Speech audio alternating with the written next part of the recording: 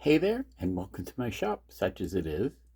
I made this little cutting board, an end grain cutting board, and it's a little on the thick side, as someone pointed out to me. So I think I want to take this and split it down the middle and make two cutting boards out of it. This was my first go at this. I'm fairly happy with how it came out for a first go. It is just over an inch and a half thick. So that means I'll get 2 3/4 inch. Now I was going to cut it on the table saw, but I decided to challenge myself and cut it by hand. So what I'm going to do is I'm going to find a center line. I'm going to strike a line all the way around. I'm going to score the line. Now I don't have like a woodworking scoring tool, but I do have a couple scribing tools from Automaking. So we'll see if they work. And then after I scribe that line in, I'm going to take the chisel and I'm going to chisel along each side of that line to make a groove for the kerf of the blade to go in. I have no idea how well this is going to go, but that's kind of the point. Let's do it.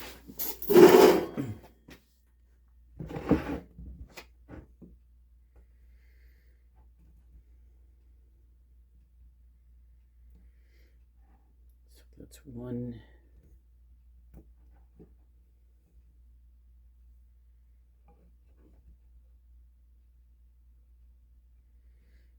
So two of the little 1 3/4. No. 1 3/8.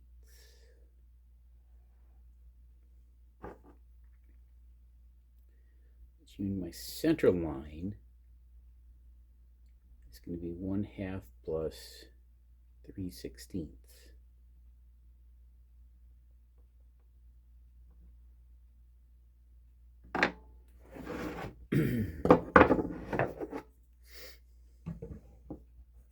Which would be an actual number. 1/2 is 8/16, so that would be 11/16.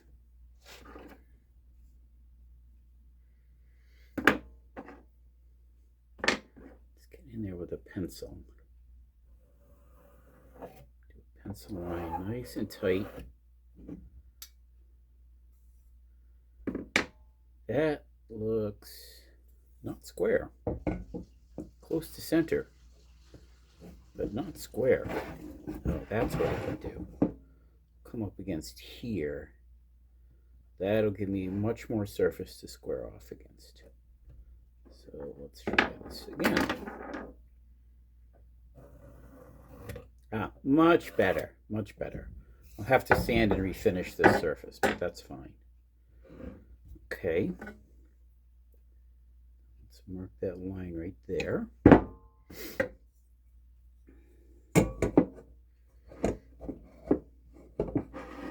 And let's do this again.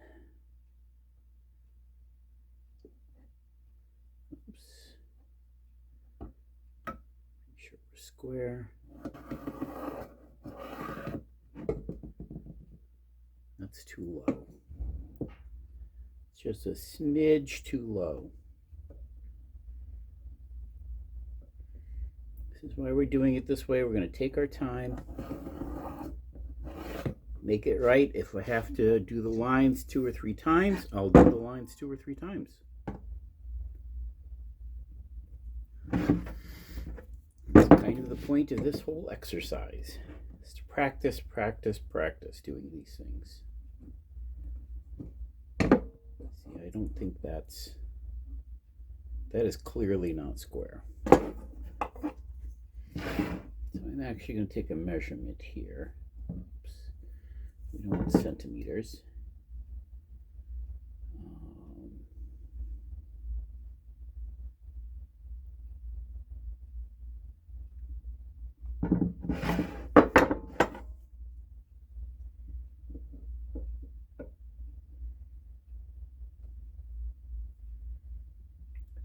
Thicker. That's too high. That should be lower.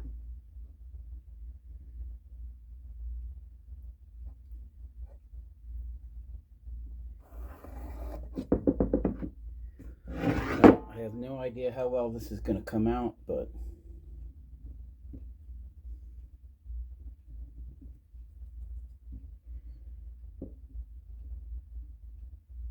here we are.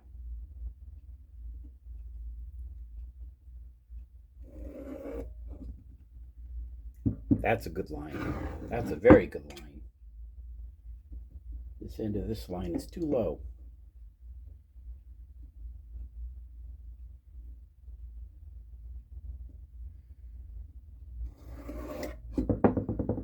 Okay. That's all my lines drawn. Now, lightly clamp it here. Good, you can still see that. Now we are going to scribe these lines. Right there.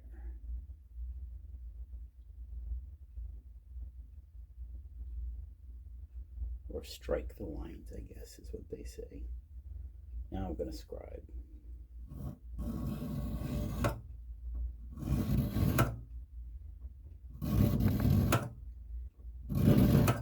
Oh, that worked quite well. I'm going to go all the way around with that. And this, hopefully, will give the saw blade something to bite into. This is doing is splitting the fibers. Oops. Splitting the wood fibers, which hopefully will help guide the blade through the cut. But it also kind of creates the path of least resistance. We've got the wood fibers split like that.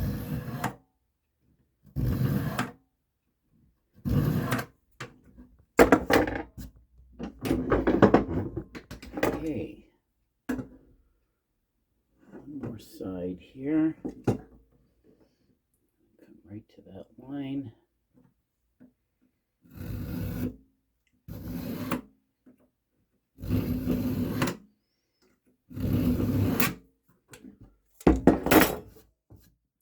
Okay, now to add a little bit of insult to injury, I'm going to knock my phone over.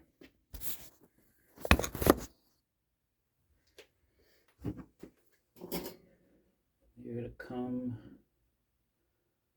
on either side of that line and just chisel out a tiny little bit of wood. All right, we had a brief interruption there. Let's get back to chiseling. Chiseling out. I've never tried this before, so we'll see how it works. I think I need some better chisels. I need to figure out how to sharpen these proper, like. But you know, all in good time, right? All in good time. I have plenty of time to make all the things happen that need to happen. And that's part of what this is being for me. It's a lesson in slowing down. I find often when I get my creative urges, I just throw myself entirely into it. I just got to get the thing done. Like, oh, got to get it done. And I kind of tend to rush. But there's a lot of ground to cover here for me. A lot of things to learn. A lot of things to practice. And a lot of time to do it all. So it is okay to just slow down and let things take however long they're going to take. I think that's a good lesson for me.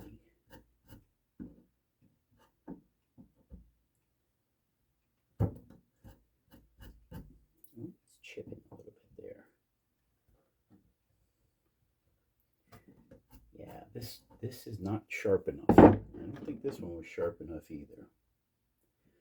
If neither of these feel like they're sharp enough, I think I will, yeah, because I'm just flaking things off there now. I'm not really cutting the way I want to be. So you know what? We're going to give up on that part. We're going to go right to sawing.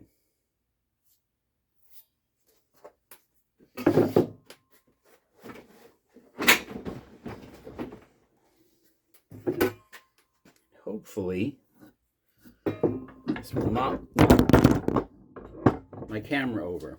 I think it's going to knock my camera over no matter what, huh? Let's see. I set it up here. You see what we're doing? Yeah. Only if we put something in front here. That's not gonna stay. Don't be silly.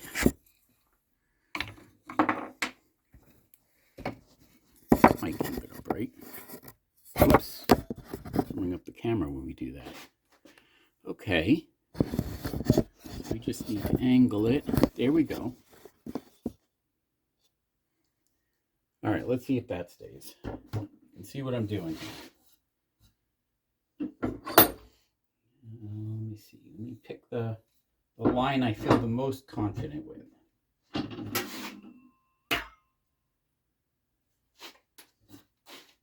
This is a long cut to make.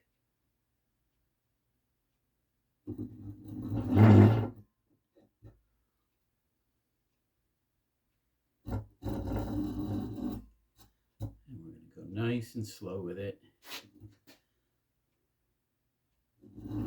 Do our best. Keep the saw going straight.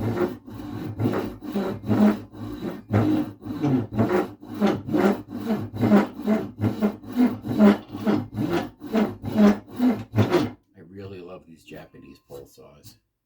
You know.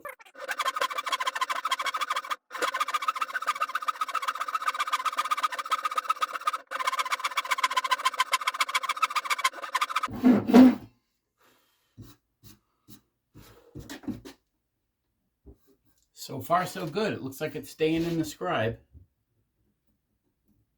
Let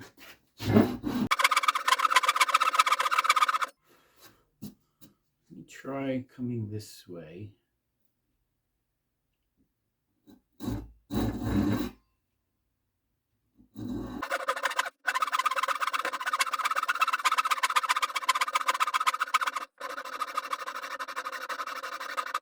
Now that I'm starting to get down into it and more of the blade is getting covered up, it feels like it's getting a lot harder to make the cut.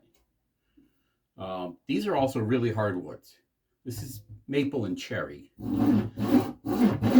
So it's not like I'm trying to cut through pine here.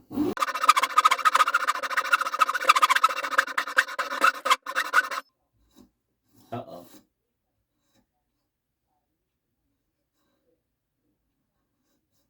Might be coming off the scribe a little bit. This side looks good. So it looks like it's angling a bit.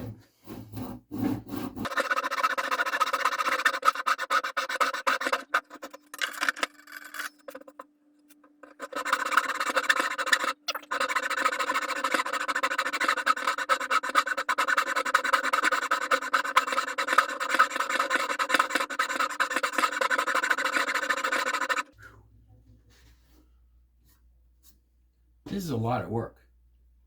I'm still making progress.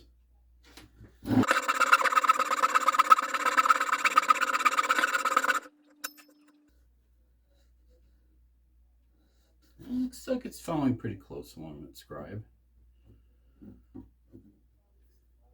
I think the scribe line there might actually be what's off.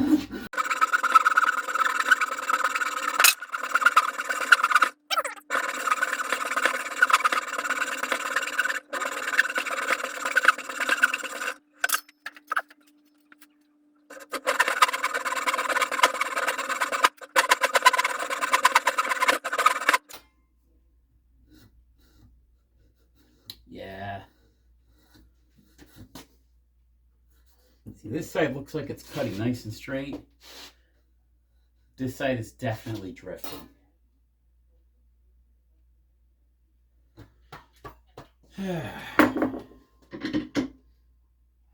Can't allow that to continue any further. So let's try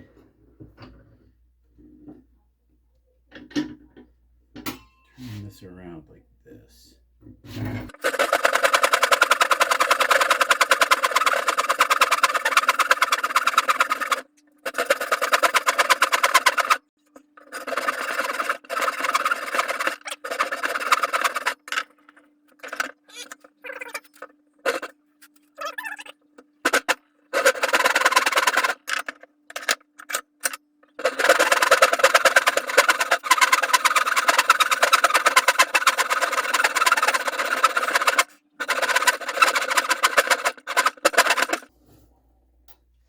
Hang it up a bit there.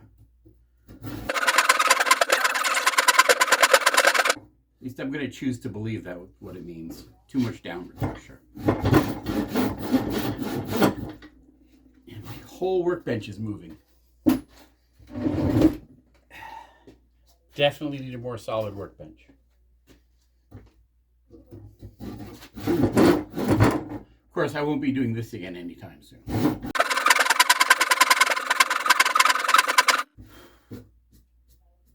Okay, this one seems to be following the mark nicely.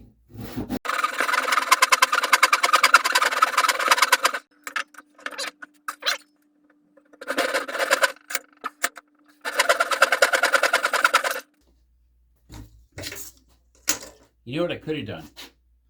I could have just surface cut with the saw all the way around, like the full blade, to make sure I was getting a straight line, and then proceeded to do this part of the cut.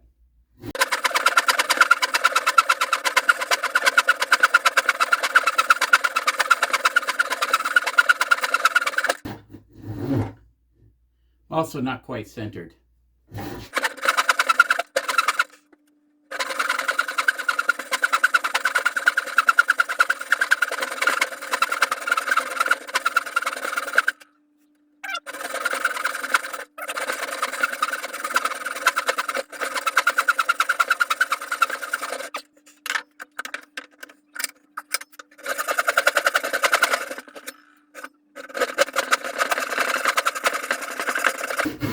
All right, we've made a cut all the way around. We just need to cut through the stuff in the middle now.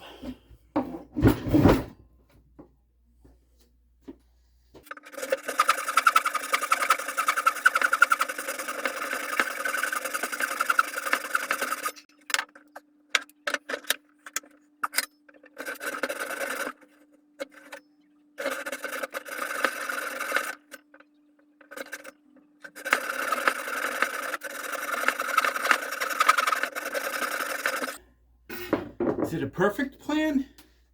No. That's what I think I like about it. I imagine very few will get that movie reference.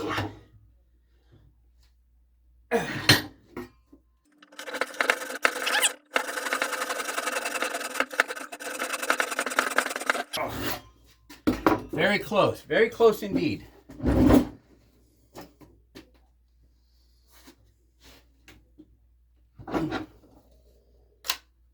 Ha-ha! Ooh. Yeah, that's rough. Yeah. That's, oh boy. That's not even close to smooth. Woo. But I cut it in half. Pretty reasonably closely in half. So, what have we learned about the Japanese saw? Well, for one, don't try and cut through anything this thick. I think the next time I try something like this, I'm definitely going to use the saw to score all the way around before I try and cut deep into it. Anyway, I will now use my table saw to clean up this edge. See you later.